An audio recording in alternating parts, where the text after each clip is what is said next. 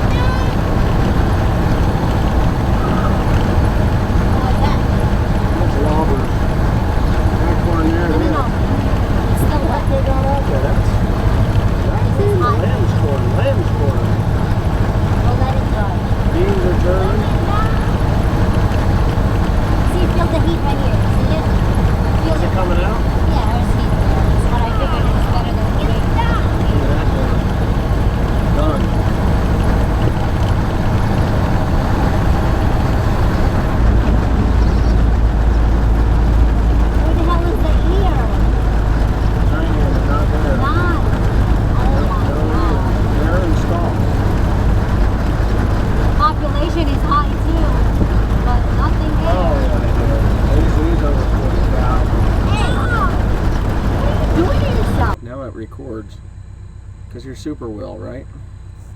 This is what, 34? 28? 31. This is screams. 31. You had to go. It's actually a late like 31. that. See, Ford learned a lot when he was switching from the Model T to the Model A. You don't tell anybody you're switching, and you switch the last model year, the last model year, this model. You start to convert things to the next model year, so it's not such a big Alright, so and it doesn't shut the whole plant down. You see, he almost bankrupt the company. He lost $300 million between the Model T and the Model A because they announced there was going to be a new car. Well, the new car was going to be more powerful, faster, more luxurious, and sliding gear transmission. And when he announced that, everybody stopped buying the Model T. And yeah, they're waiting for the new one. Like Chevy with the Corvette. Well, looks like we got some issues. Not too bad. Not too bad. We got some kind of coon issues over there, right? Coons. No, not coon. The one that they like rack. I thought was a bear. So this is the difference between plowed ground and no-till. Now, that's deer damage right there. I see They it. took the tops off. Can't leave things alone. Deer are terrible.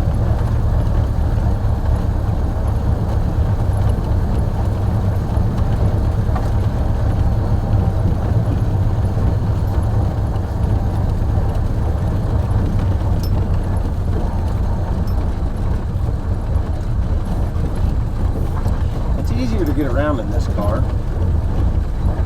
Oh my meadows! Oh my Mitos. What the heck is a Mitos? There's a crop of corn here. The deer really ravaged it a bit here. Not terrible, but One ear, one stop. well, at least They're there's not, an ear. yeah, on it. they're not the double, triple stackers, not the one in French in Route 12. Look at that. Damn coons. Oh, that's coons. I don't know how these coons are getting in here, but they're in here. Well, let's get out and see how bad the coon damage is. Okay.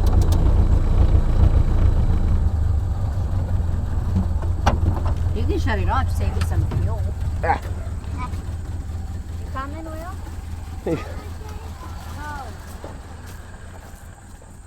The old car. Oh, they did their damage to the damn coons. This was the first corn that I planted, and it is now starting to turn. The only thing I put on this was secret sauce and all these damn coons. Look how they did this. Secret sauce and 160 units of nitrogen. That's it, but the coons won't get into it anymore because it's mature. So let's, well, here's an ear. So these ears were, this went through a hell of a drought, guys. A hell of a drought, and there it is. Not bad. Shoulder high. This is an 107 day variety. This is deer damage. Deer bit the ear off, pulled it down. You can see all the stalks on the ground. That's deer and coons. Deer and coons. Now, is it going to be 200 bushel corn? Who the hell knows? I don't think so.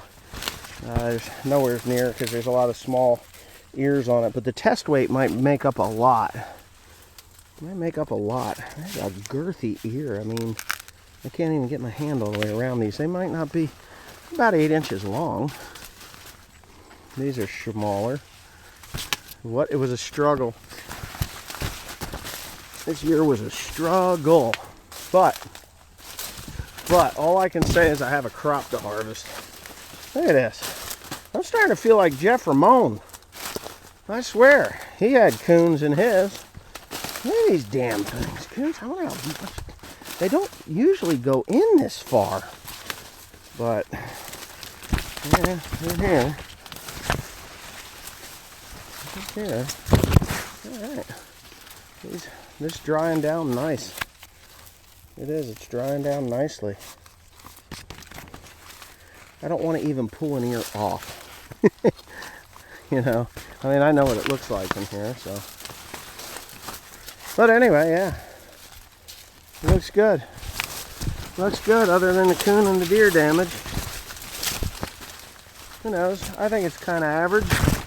This field for going through a drought like we just went through. And I ain't kidding you, man. It was bad. But this is just, and it's old coon damage. Once it matures, they won't bother. And I can't pick anything up. They've already chewed that to bits. Dirty, rotten animals. That looks all right. I mean, it's, other than the coons have just raised hell in here. Now this was corn last year, so we'll go over to the other field. Is he peeing or is he playing in the exhaust?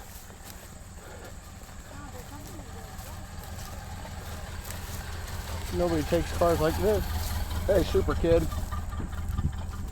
This was that. This was, okay, so the nitrogen didn't make it here. Get in here. These are the point rows. Now these are the cross rows, the end rows. Now this was planted about, there goes a deer. This was planted a little later, like a week or two later. You don't ever go to the edge and say, wow, 200 bushel corn, because it would be. Go in a few rows and it'll give you a better representation of what you got in here. You know, I mean, these things are like freaking baseball bats where it's exposed, and I expected that. But if you get in here where it's kind of normal and crowded, it's still a 8-9 inch a year. Starting to dry down now anyway. For those of y'all, I bet that's an 18 row. These all look really good. I'm really pleased with this, even though I do have some damage from the wildlife. Very pleased. Even though it's done, it's matured, it's starting to dry down. Rain will help fill, it'll help with the ear yet. It's still going to help with that kernel development, even though it's done. If I was to pull one of those ears off of there because it is mature and basically cut off the water source, it would shrivel up and it would be a very low test weight. So this rain that we're supposed to get today will help with the test weight a lot. Not that the test weight I feel is going to be bad, right? No.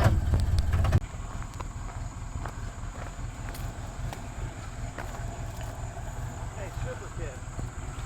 Yeah, he's stuck. I thought he was pulling my leg. Oh, no. You can't be in a ditch. You can't film him. There he is. He's getting ready to go. See? I see.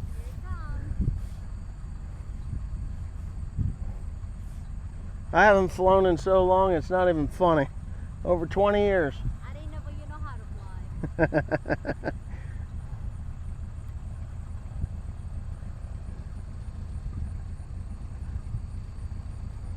Uh-oh, Andrew did not start it. Oh no, he's started. He's got to spool it up and check his brakes.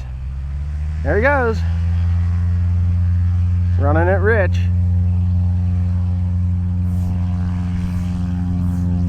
And then all of a sudden that prop's going to catch that air and it's going to go. Ready?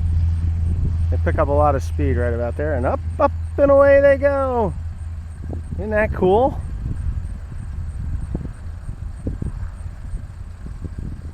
There goes his running gear. Oh, he's got retractable gear on that one.